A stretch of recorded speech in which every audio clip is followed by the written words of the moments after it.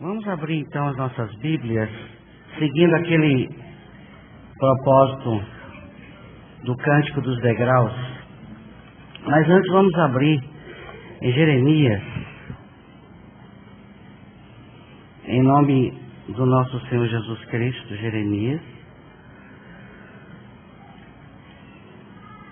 o profeta chorão, segundo os estudiosos, profeta que lamentou a destruição de Jerusalém, chorou muito. Capítulo 1, o versículo 10.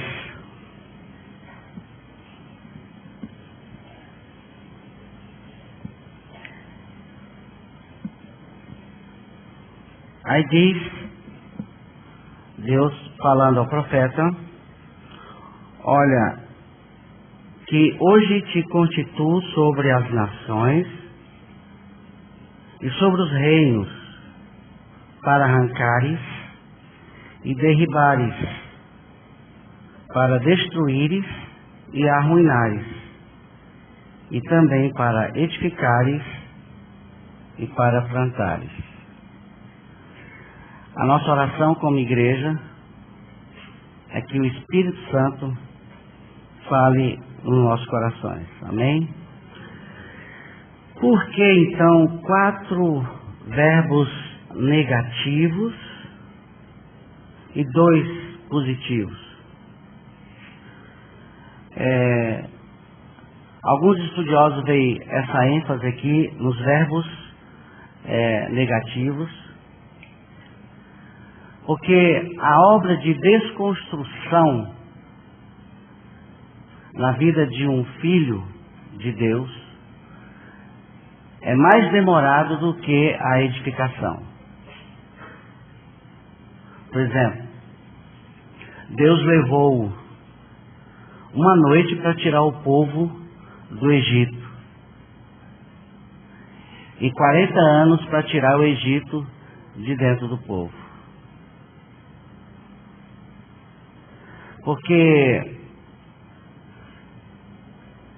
o velho homem, ele contaminou toda a nossa estrutura. Quando falamos toda a nossa estrutura, vejamos, temos que ver que o homem é corpo, alma e espírito. Então, de certa forma, o pecado danificou toda a estrutura humana. Então, a reconstrução é demorada. É um processo. Por isso, voltando lá para os Cânticos dos Degraus, do Salmo, que estamos estudando já há alguns dias, alguns domingos. Por que é chamado de Cântico dos Degraus? Na época das festas religiosas de Israel, o povo saía das regiões longínquas e iam para Jerusalém para adorar, porque Jerusalém naquela época tipificava o testemunho de Deus no planeta Terra. Por que Jerusalém era um testemunho de Deus na Terra? Porque lá havia um templo. Mas tem mais. Só isso? Não. No templo tinha uma arca. Tinha um lugar santíssimo. E lá Deus estava. Então Jerusalém era o testemunho de Deus na terra, porque Deus estava lá. Quando Jesus conversa com a mulher samaritana e ela questiona o local de adoração, se é no monte ou em Jerusalém, Jesus disse: já chegou a hora e vem que os verdadeiros adoradores o adorarão o Pai em espírito e em verdade. Então essa Jerusalém terrena foi transferida para dentro daquele que foi regenerado. Então, de uma certa forma, fazendo esse paralelo, A nossa caminhada é para a Jerusalém celestial, para a presença de Deus que está no nosso espírito. Então essa caminhada, que é longa, começa por uma experiência. O que significa um cristão? Qual é a definição de cristão na Bíblia? O cristão é aquele que está em Cristo. Como é que eu faço para estar em Cristo? Na sua atração. Ele nos atraiu, lá nós morremos, lá nós ressuscitamos. Aí dá-se o início de uma caminhada que é longa. Para você sair de um ambiente para outro, basta um passo. É a porta. Mas existe o caminho. Jesus fala de uma porta e de um caminho. E este caminho, ele é dificultoso. Muitas vezes atribulado. Então, como filhos de Deus, nós precisamos aprender muita coisa neste caminho. Então, para facilitar, e eu já coloquei isso algumas vezes, o Salmo 120, que começa então o Cântico dos Degraus, que é essa caminhada rumo a Jerusalém, só que a nossa Jerusalém aqui não é a terrena, é a celestial, é a presença de Deus no nosso espírito. Nós precisamos tocar nessa presença, contemplar essa presença, precisamos ver a glória de Deus, por isso precisamos de olhos abertos para vermos a pessoa de Cristo habitando no nosso espírito. Então, do 120 até o 124 é a desconstrução. Nascemos de novo, mas precisamos ser tratados por Deus. Mesmo nascidos de novo, nós estamos cheios de manias, pensamentos complicados, enfermos em nível de alma.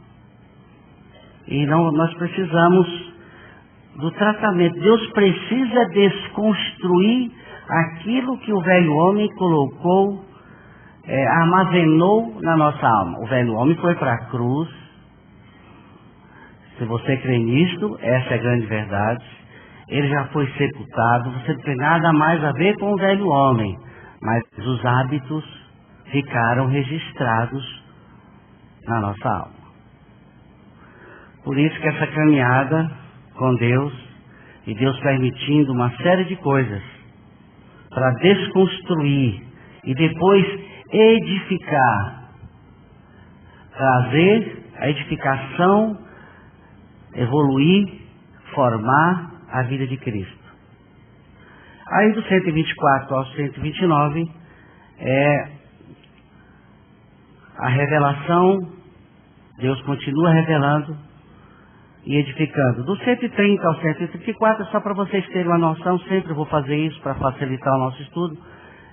Do 130 ao 134 é a formação da vida de Cristo em nós. Fomos salvos para. Deus nos tirou do mundo para Ele, de nós mesmos. O sentido é que Deus nos salvou para nos transformar mais e mais à imagem do seu Filho. Sermos parecidos com Jesus Cristo. Esse é o projeto de Deus. Então, vamos mais um pequeno detalhe. Do Salmo 120, que já estudamos assim de forma muito superficial, eu quero dizer para vocês que há uma riqueza de figuras aqui. Nós vamos colocar isso um pouco mais para frente. a riqueza que está por detrás. Por exemplo, quando a Bíblia fala seta, flecha, citada no 120, por que não espada? A espada está relacionada à palavra. A espada você tem controle. A flecha, quando você solta, você não tem como mais voltar. É a palavra do homem. Sabe aquela palavra agressiva que você soltou e que você sabe que vai queimar como zimbro, é outra figura? Mas nós vamos deixar isso mais para frente. Que queima, que você gostaria de trazer e não consegue. E arde no seu peito e arde no peito daquele que ouviu. Que queima. É a ideia de zimbro, é uma planta que ao pegar fogo demorava para se apagar, acesa. É assim a palavra do homem. Figuras maravilhosas nós vamos encontrar aqui. Mas do Salmo 120, passando pelo 121 até o 123, Deus está usando, permitindo os conflitos íntimos, pessoas, circunstâncias, para nos atrair para si. Então Deus está reunindo todas as coisas para nos conquistar. Então isso é no Salmo 120, 121 até o 123. Mas o Salmo que nós vamos dar uma olhada hoje é o 124. Renan pode ler do 1 ao 8.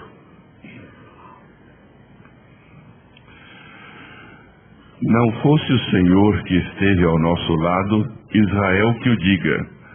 Não fosse o Senhor que esteve ao nosso lado quando os homens se levantaram contra nós e nos teriam engolido vivos, quando a sua ira se acendeu contra nós. As águas nos teriam submergido e sobre a nossa alma teria passado a torrente. Águas impetuosas teriam passado sobre a nossa alma. Bendito o Senhor que não nos deu por presa aos dentes deles. Salvou-se a nossa alma, como um pássaro do laço do passarinheiro. Quebrou-se o laço e nós nos vimos livres. O nosso socorro está em o nome do Senhor, Criador do céu e da terra. Que riqueza está nesse Salmo 124. Vocês têm figuras aqui, por exemplo, águas impetuosas. Falando aqui de uma figura interessante no 3, homens que se levantaram contra nós nos teriam engolido vivos. Como é que um homem pode engolir um outro homem vivo?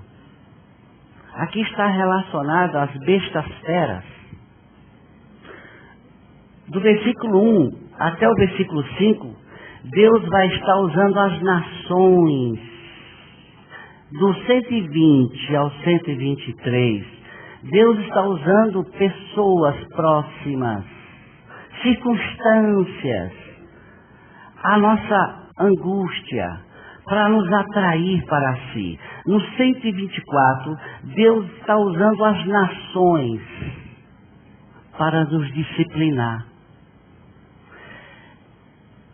Eu não sei na história se existiu uma nação que sofreu tanto nas mãos dos inimigos como Israel. Debaixo do jugo do Império Babilônico, debaixo do jugo dos assíricos, debaixo do jugo dos romanos, do grego, do medo-persa, uma nação sofrida. Só que aqui está falando de uma ira humana que se estende não só para a nação de Israel, mas para dentro do cristianismo. Este inimigo feraz, essa besta fera, aqui representa a ira das nações contra o cristianismo. Na história, basta olharmos a história. Na igreja primitiva, do primeiro século, começando no Nero, no ano 64, e terminando lá em Constantino, um período de quase 300 anos que as pessoas sofreram, e foi a maior perseguição de todos os tempos ao cristianismo.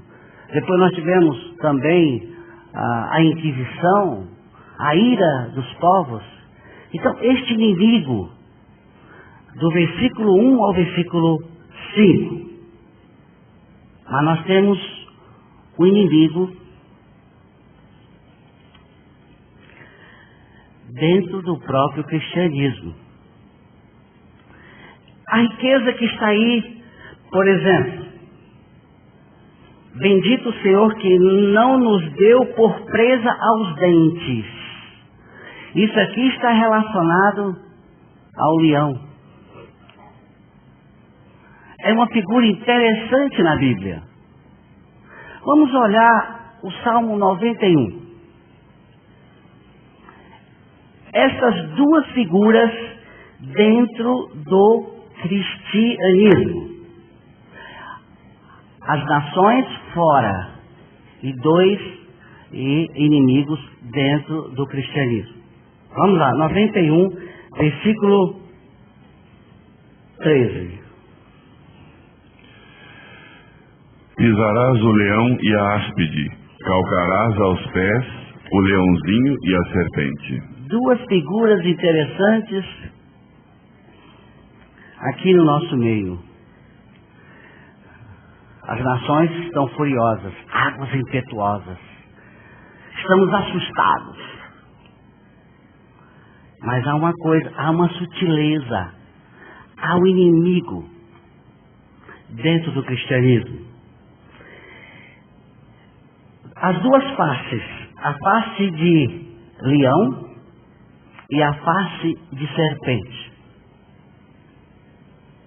Vamos olhar 1 Pedro, primeira epístola de Pedro, capítulo 5, versículo 8.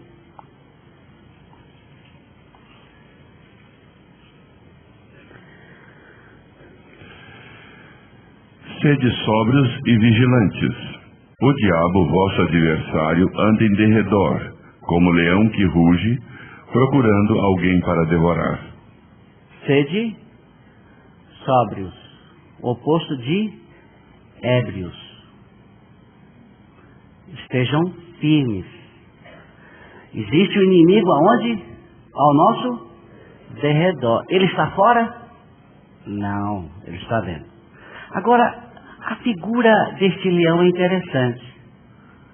O leão, ele ataca pela frente. O que tipifica esse leão? É aquele sujeito que vem, abraça você, concorda com a mensagem e usa a mesma linguagem e ele é seu amigo. Ele vem de frente. Ele concorda. Ele te elogia. Ele ataca pela frente. Ele não se esconde. Ele vem com aquela aparência. Tem uma mesma linguagem. A coisa é muito parecida. É preciso uma lupa.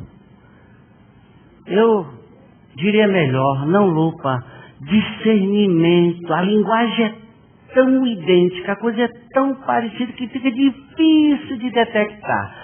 Por isso, nós precisamos, os filhos de Deus, se você crer nisto, pedir a Deus o dom do discernimento para não engolir gato por lebre. Estamos vendo muita coisa parecida. Então, é a figura do leão. O que significa isso? O que ele faz? Qual é a proposta dele? Usando o paralelo, ele ataca pela frente e aonde? No pescoço. Significa isso? Matar a presa por asfixia. E agora? Ele está mexendo com o quê? Com uma estrutura interessante. Vamos para Judas. Judas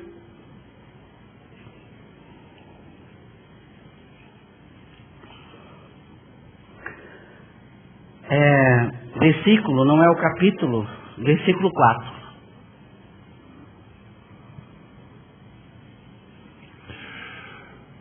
Pois certos indivíduos se introduziram com dissimulação, os quais desde muito foram antecipadamente pronunciados para essa condenação, homens ímpios que transformam em libertinagem a graça de nosso Deus e negam o nosso único soberano e Senhor, Jesus Cristo.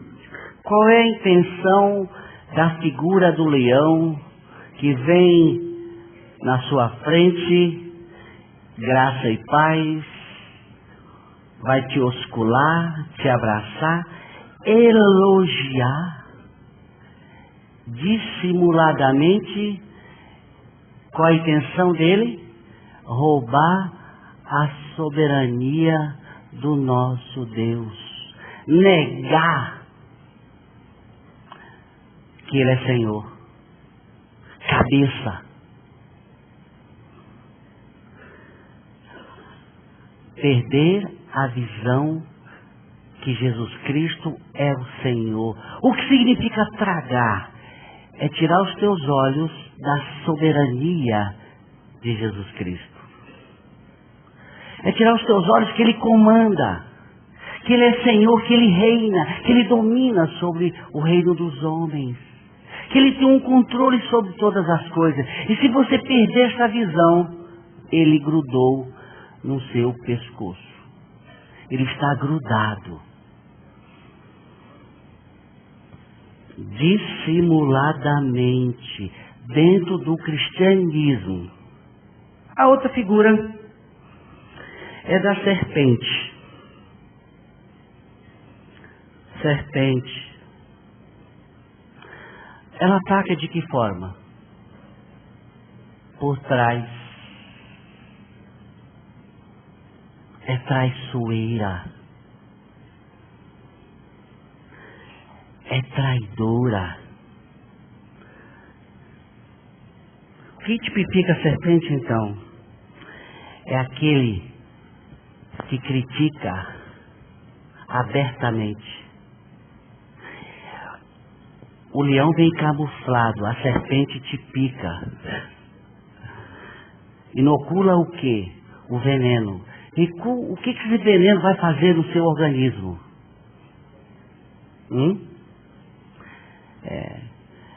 Ele vai gerar uma série de consequências. A sonolência. Quando uma cobra, uma serpente pica uma pessoa, ela começa a sentir tontura, fica desestabilizada, fica turva, ele não começa a enxergar mais nada. O que significa isto?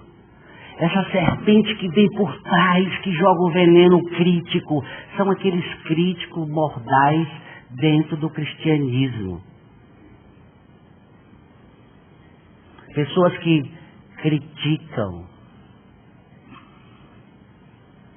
traiçoeiras, comentários picantes, denegrindo o outro. Qual a intenção?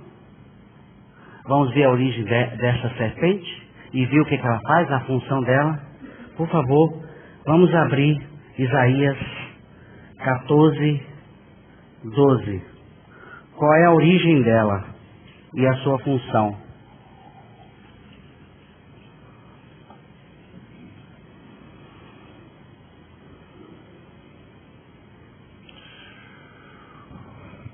Como caíste do céu, ó estrela da manhã, filho da alva? Como foste lançado por terra, tu que debilitavas as nações? De onde ela veio, ela caiu. O querubim da guarda desejou ser Deus. O finito querendo ser infinito. Uma criatura querendo ser criador. Como Deus sereis. Ele injetou veneno lá no casal. E aí Jesus disse, raça de víboras. Todos nós fomos contaminados pelo veneno dessa serpente. Ele inoculou isto lá em Adão e transferiu por toda a raça. Por isso Jesus disse, raça de víboras. Agora, Qual é a função dessa serpente? Ele não pôde vencer Jesus Cristo na cruz. Ele foi derrotado ali naquela cruz. Nós morremos com Cristo. O que ele tem a ver dentro do cristianismo? Ele vem para debilitar os filhos de Deus. O que é debilitar? Enfraquecer. Dois inimigos dentro do cristianismo: o leão e a serpente. As nações, o inimigo externo, mas o mais perigoso dos dois é o leão. Porque ele vem pela frente, ele se mostra receptivo, ele abraça você, tem uma mesma linguagem, mas não tem. Parece que é, mas não é. Denorex. Precisamos ser cuidadosos, porque essas duas faces existem. Então, amados, queridos, do Salmo 120 ao 123, Deus está usando o conflito íntimo, as circunstâncias, as pessoas, para nos atrair para Ele.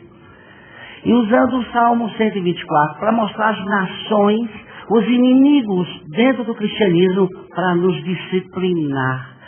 Porque tanto o leão que elogia, como a serpente que critica, os dois são perigosos. Então nós precisamos ter cuidado com elogios e com a crítica. A crítica pode nos abater e o elogio pode nos inchar. Como eu posso? Olha, que coisa maravilhosa, que pessoa. Tem que ter muito cuidado. A sutileza. Mas Deus está permitindo tudo isso. É uma caminhada. Porque o salmista repete. Ele fala por duas vezes: se não fosse o Senhor. Por que essa repetição? Porque ele saiu da crise, do conflito íntimo. Mas ele sabe que tem problemas para frente. Você imaginou assim: esse problema sumiu, agora eu estou livre. Graças a Deus. Daqui a pouco aparece outro. Por isso que nós não podemos perder de vista que Ele vai estar sempre atuando. Acabou um, começa o outro. Por isso que Ele repete. Se o Senhor não estivesse do nosso lado, se referindo ao que Ele passou, e a segunda vez, se referindo ao que Ele vai passar. Puxa vida, que coisa mais negativa. Mas não é. É que Deus quer trabalhar com cada um de nós. Deus quer forjar o caráter de Cristo. Ele quer que você brilhe, que a glória dele se reflita, que as pessoas possam ver Cristo em cada um de nós.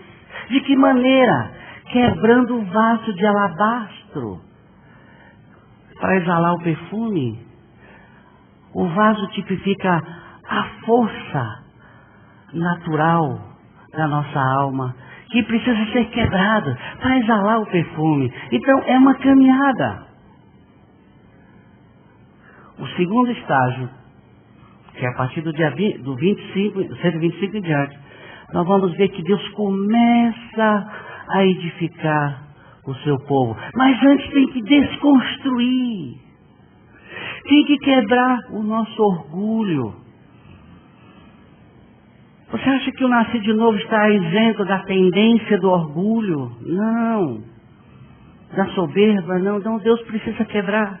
Então, queridos, do 120, 121, 122, que alguém chegou e falou assim: por que você não falou do 122? Eu estou deixando para depois. Mas eu quero falar um pouquinho mais com vocês, ainda, antes de entrarmos propriamente dito no Salmo, que essa caminhada tem um objetivo, é o crescimento. Se uma criança estiver alimentando bem, ela vai crescer. Gente com problemas emocionais Daqui a pouco você encontra, poxa, como aquela pessoa cresceu emocionalmente. Mas existe um crescimento espiritual. O que significa isto? Crescer espiritualmente. Cuidado para não confundir crescimento espiritual com informações teológicas. Uma pessoa pode conhecer a Bíblia inteira, de cor e salteado, de trás para frente, e não tem nada a ver com crescimento. Porque o crescimento está relacionado. E aí agora nós vamos ver, à luz da palavra de Deus, como é que a palavra define o nosso crescimento. Não é nenhuma interpretação humana, nenhum conceito humano. Vamos ver o que Deus diz, o que a Bíblia define, o que é crescer na graça e no conhecimento do nosso Senhor Jesus Cristo. À luz de um livro já conhecido, Cantares,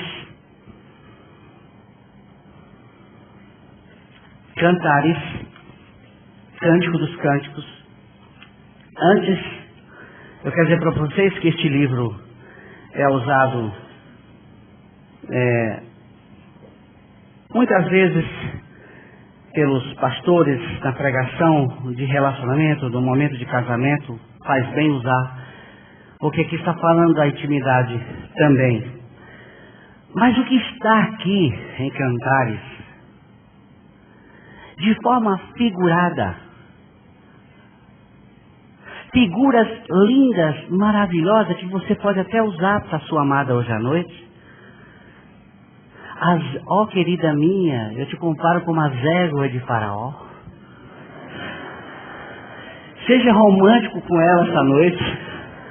Compare-a com as éguas de Faraó.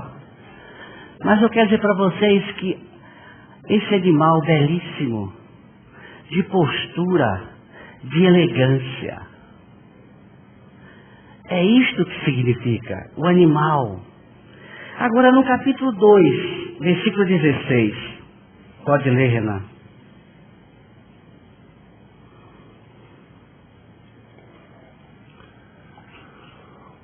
O meu amado é meu e eu sou dele.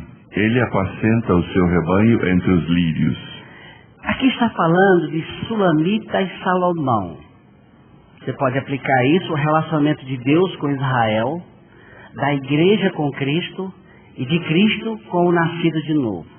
A intimidade. Vamos aplicar para a intimidade do cristão com Cristo, de forma individual. Por quê? Está ótimo, você nasceu de novo, Cristo é a sua vida, você está felicíssimo, você está como um cabrito pulando, um novilho saltando no pasto, em véspera de chuva. Mas você está muito centrado em você mesmo. O meu amado é meu. É muito nosso. Jesus é meu, ótimo. Mas há uma doencinha aqui, há um desequilíbrio. Não é saudável. Por isso, este cristão vai passar por momentos de crise. Pode ler, por favor, capítulo 6, versículo 3.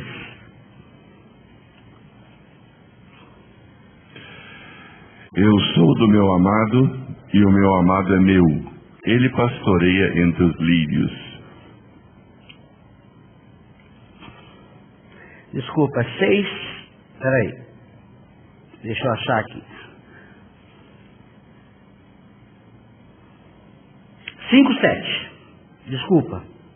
Esse 5:7.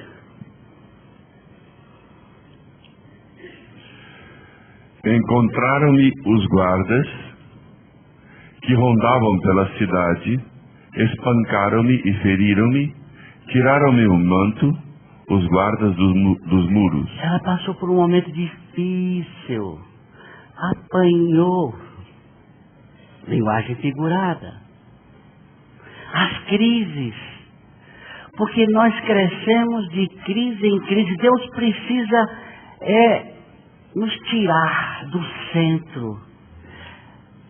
Desconstruir esse apego é meu. Quando ela passa por essa crise, no capítulo 6, versículo 3, já muda. Eu sou do meu amado, e o meu amado é meu. Ele pastoreia entre os lírios. Já mudou aqui. O primeiro ele é meu. Ela passa por uma crise, agora eu sou dele e ele é meu. Alguma coisa ainda precisa ser consertada. Aí vem o noivo. E o noivo fala coisas lindíssimas. Ele faz declarações de amor. Ele se revela. Ele mostra sua beleza. E ela se rende. 7:10. Eu sou do meu amado e ele tem saudades de mim. Cadê o meu? Não tem mais. O que significa crescimento à luz de Cantares? Você sabe o que significa crescer à luz da revelação? É se perder em Deus. É isto que significa crescer. Você some. No início é meu, mas tem um caminho cheio de obstáculos, de vales. Eu sou dele, mas ele é meu ainda. Aí vem a revelação da palavra, porque sem a revelação, ninguém vai entender isso. Aí o noivo fala e a noiva se entrega.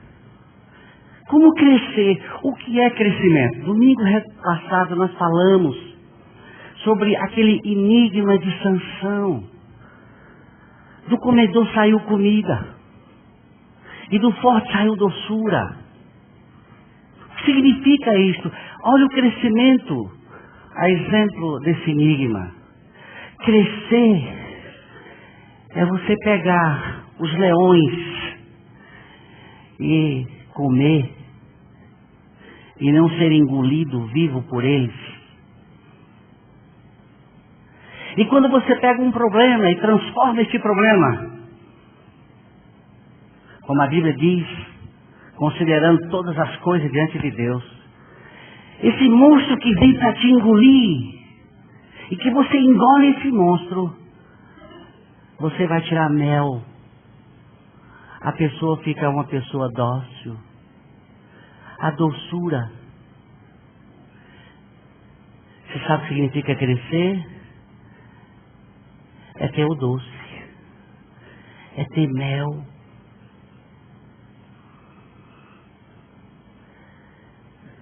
Vamos olhar um pouco mais o crescimento à luz de Ezequiel. Capítulo 47.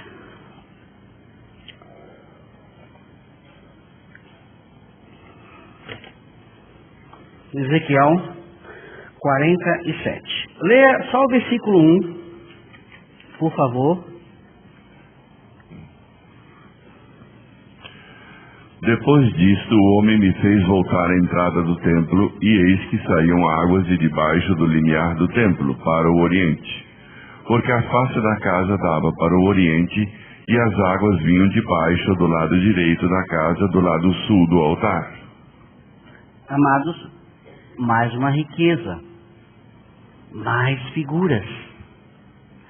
Vocês vão encontrar aqui a presença do templo. Vocês vão encontrar aqui altar. Altar é lugar de consagração. Vocês vão encontrar águas. Isso aqui está relacionado muito ao Evangelho de João. O Evangelho de João tem 8 milagres.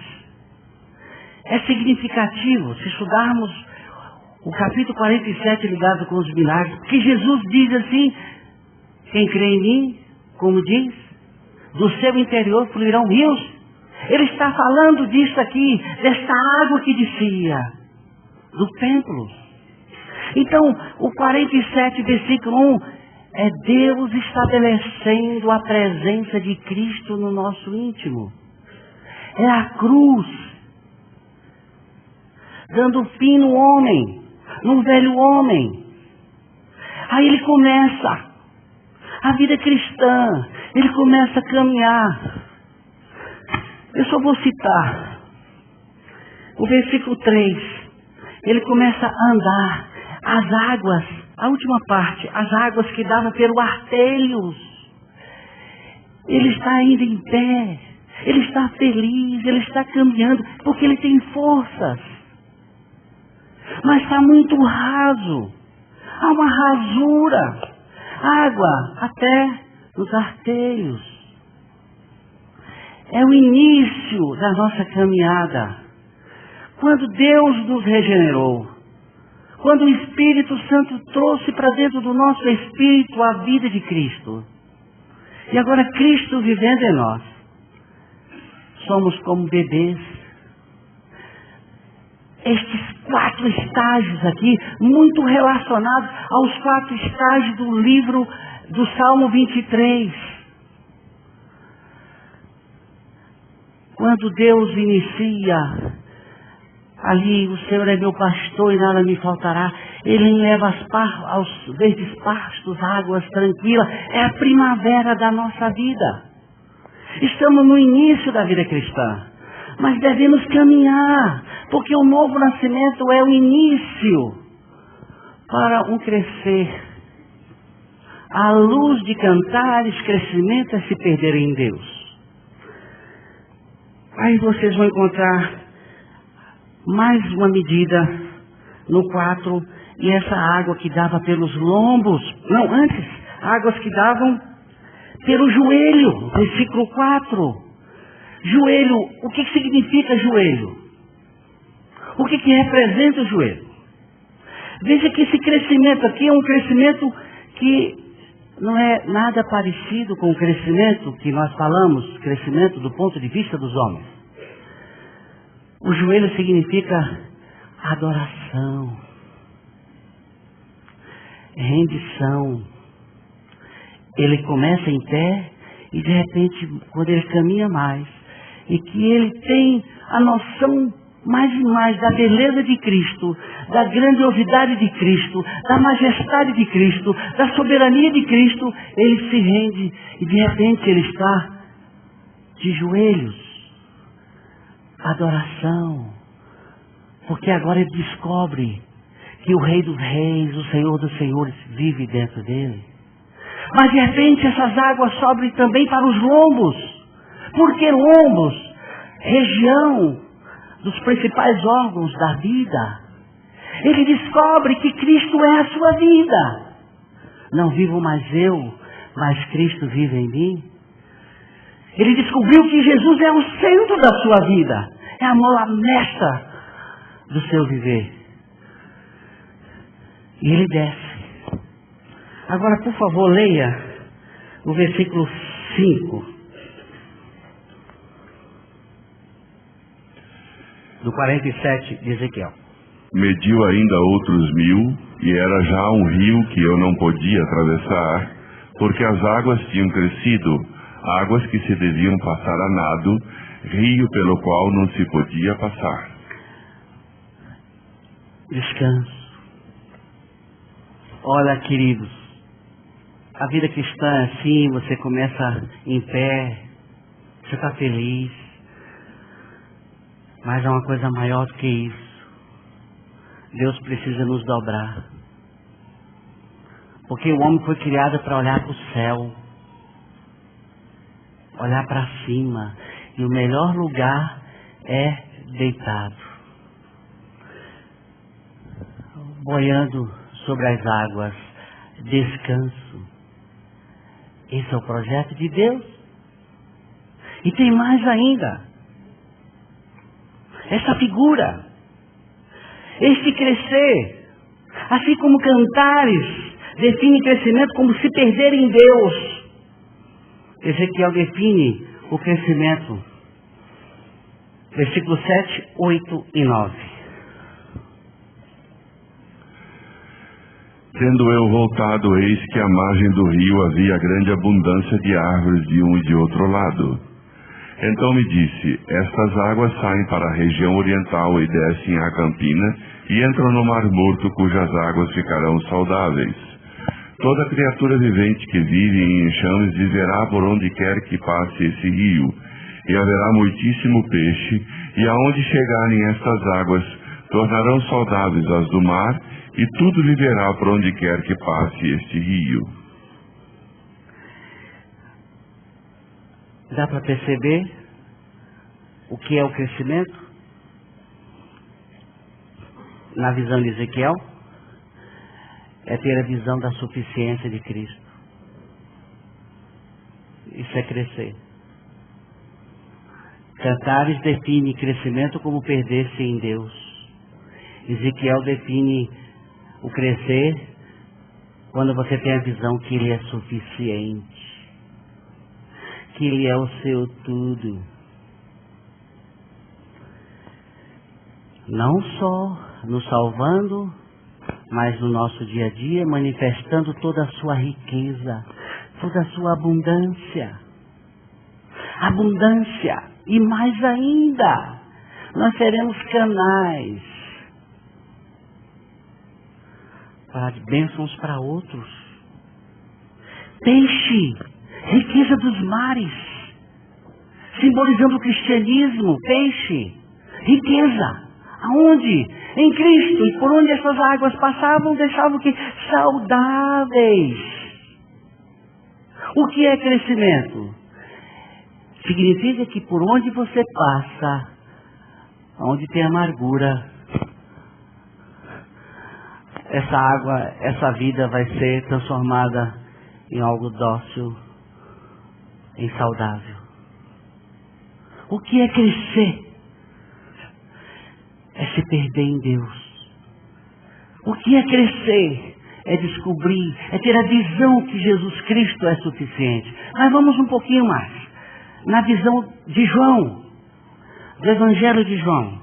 O que significa o crescimento do ponto de vista daquele que teve uma intimidade, que andou com Jesus Cristo e que escreveu o Evangelho de João e 3 cartas. Vamos lá. Capítulo 2.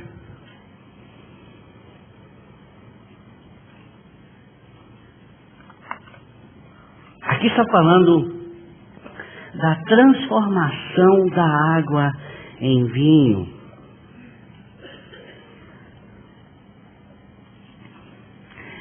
De uma forma rica. Água, símbolo da palavra. Vinho, símbolo da alegria. Não tem mais vinho. Vamos lá, capítulo 2. Podemos ler o versículo 3. Tendo acabado o vinho, a mãe de Jesus lhe disse, eles não têm mais vinho. Aqui é o início da vida cristã. O que é ser um cristão? Não tenho nada. Não tem mais vinho. Eu não tenho nada, mas tem alguém que tem. O bom vinho é Cristo. Nós não temos nada em nós mesmos. Nem alegria, a não ser a alegria da química.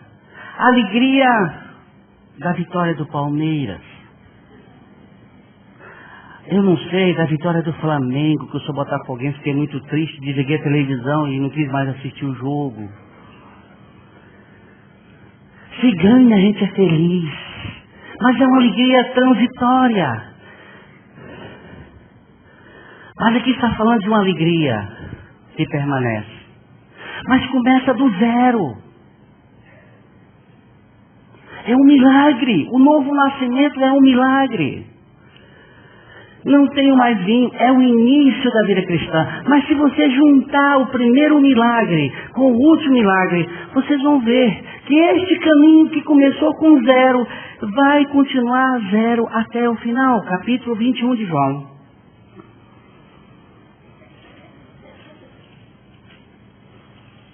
Versículo 5.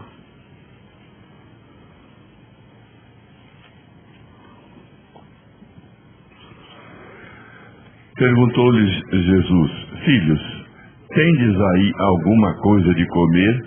Responderam-lhe: Não. Não. Qual é a semelhança? A vida cristã começa como uma negativa. Não. Não tem mais vinho. Ah, agora você está cambiando. Qual é o seu crescimento? Para chegar a dizer lá no fim, não. Você tem alguma coisa? Não. Do início ao fim é não. Qual é? Como é que João define crescimento? Qual é a definição à luz desses 2 milagres? Não mais eu, mas Cristo. O que significa crescer? Amados irmãos em Cristo, cada um que está aqui sentado, crescer nada mais é do que você se perder em Deus. Eu estou usando aqui uma expressão da Madame Guyon. Alguém ilustrou que eu achei fantástica a ilustração.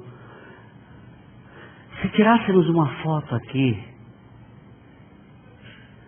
e de repente você pegasse essa foto, qual seria a pessoa que você iria olhar? Você mesmo. Não é verdade? Isso significa que você não esqueceu de você mesmo.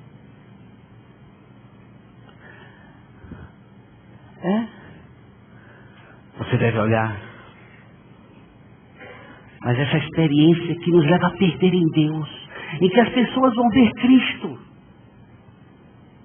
exalando esse perfume. Como é que João define então o crescer? Não mais eu, mas Cristo. Se você unir o primeiro milagre com o último, você tem a definição de vida cristã. Mas tem algo maior. O primeiro define o que é vida cristã. E o último milagre define a qualidade da vida cristã. Abundância. É vida abundante.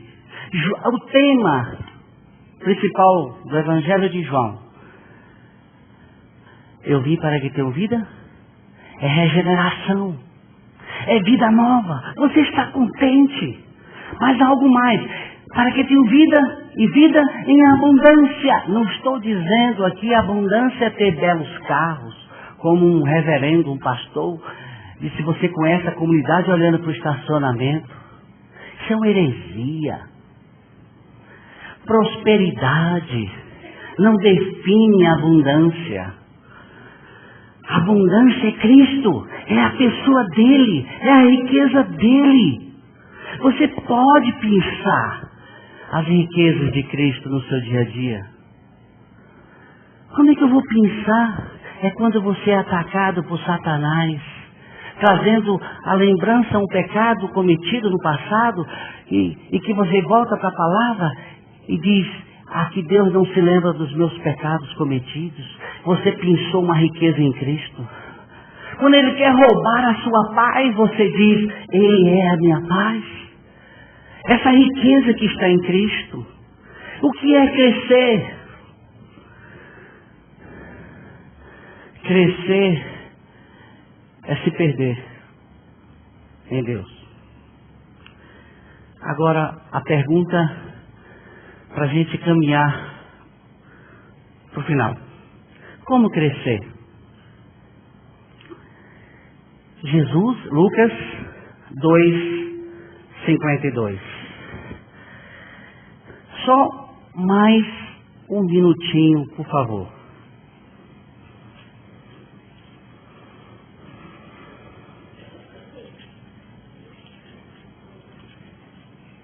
(2:52) E crescia Jesus em sabedoria estatura e graça diante de Deus e dos homens. A pergunta é esta: por que Jesus crescia em sabedoria ou conhecimento, estatura e graça? Por que, meus irmãos? Você já pensou nisso? Você já viu à luz da palavra de Deus por que Jesus crescia em graça e em conhecimento? Você sabe por quê? Porque ele tinha uma comida saborosa. Não é essa comida que entra e sai. Vamos agora para Isaías. Isaías, capítulo 7.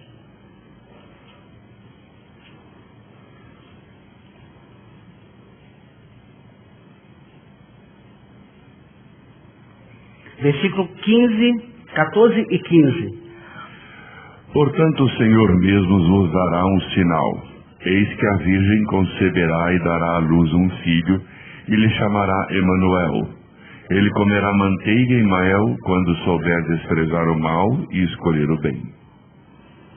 Qual era a comida de Jesus? Manteiga e mel. Puxa, manteiga e mel era a comida de Jesus? E aqueles pratos gostosos? Quem sabe Zaqueu ofereceu para ele? O que tinha lá? Vamos deduzir: cabritos? Mais uma figura belíssima para descrever o nosso crescimento. O que significa manteiga? Significa graça. E o que significa mel? Palavra. Jesus comia. A palavra se alimentava de graça e palavra. Porque por isso que ele veio cheio de graça e de verdade. Não poderia ser ao contrário. Há um programa na televisão que diz que você é o que você come. Eu não sei se existe uma relação aí, é uma área, não sei, desconheço. Mas com certeza, se você se alimentar de manteiga e mel, você vai se tornar parecido com aquele. Porque o alimento de Jesus era manteiga e mel. Era graça. E ele era gracioso com as pessoas. Aí você vai descobrir, no relacionamento, se essa pessoa está se alimentando de graça. Se ela vem se tratar com graciosidade.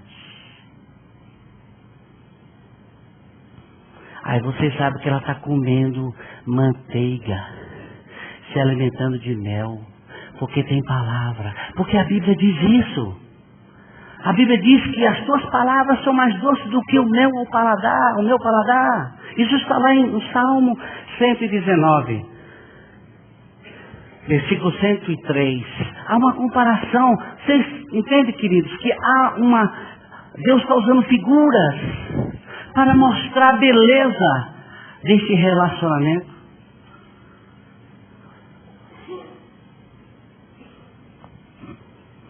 Quão doces são as tuas palavras ao meu paladar, mais que o mel à minha boca. Se alimentava de quê?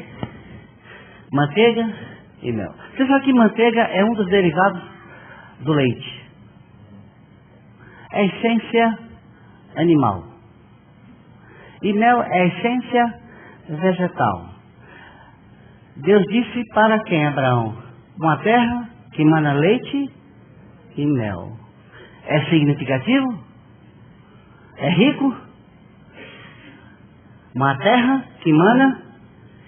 E quem é a nossa terra que emana leite e mel? O nosso Senhor Jesus Cristo. Que coisa mais linda.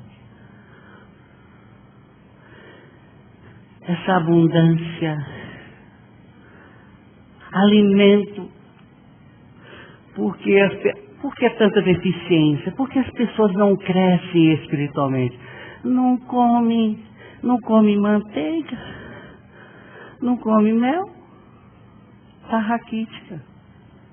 Agora, eu vou citar um texto e você vai pedir a Deus para fazer o que fez com este homem, Ezequiel.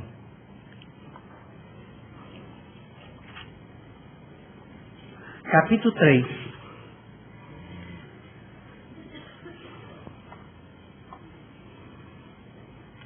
Do versículo 1 ao 3.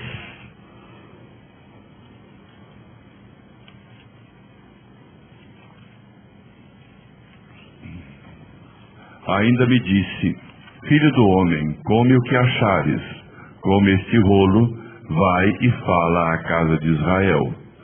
Então abri a boca e ele me deu a comer o rolo, e me disse: filho do homem, dá de comer ao teu ventre e enche as tuas entranhas deste rolo que eu te dou. Eu o comi, e na boca me era doce como mel.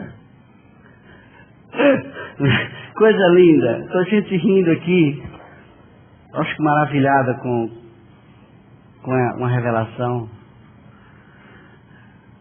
Rolo, mais uma figura, palavra. Ele comeu e era doce, doce como mel. A palavra de Deus. Você sabe por que Jesus crescia em graça e conhecimento? Porque ele se alimentava de manteiga e mel. E você? Tem mais uma coisinha.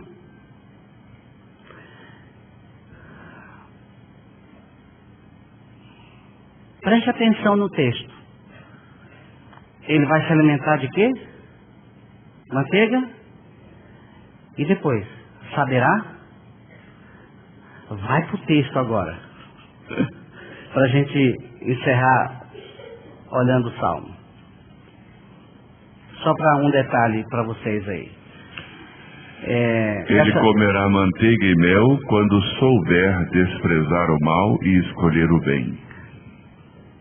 Como é que você faz? Como é que você leva uma pessoa a desprezar o mal? Alimentando de manteiga e mel. Porque quem come manteiga e mel não vai para a lama.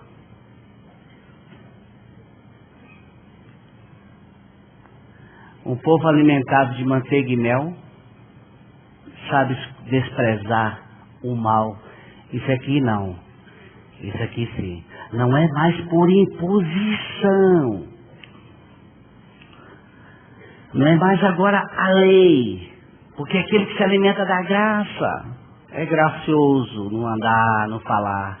E quem se alimenta deste alimento grandioso que está em Cristo, graça, sabe desprezar o mal. Vamos dar um exemplo. Televisão. Eu tenho lá na minha casa um Sky, e que às vezes eu desço de vários canais e não acho nada. Aí eu esbarro na Globo News, na Discovery. Mas eu sei escolher, porque tem coisa que não dá para ver. Mas não foi ninguém que me disse que a televisão é lixo. A televisão tem lixo.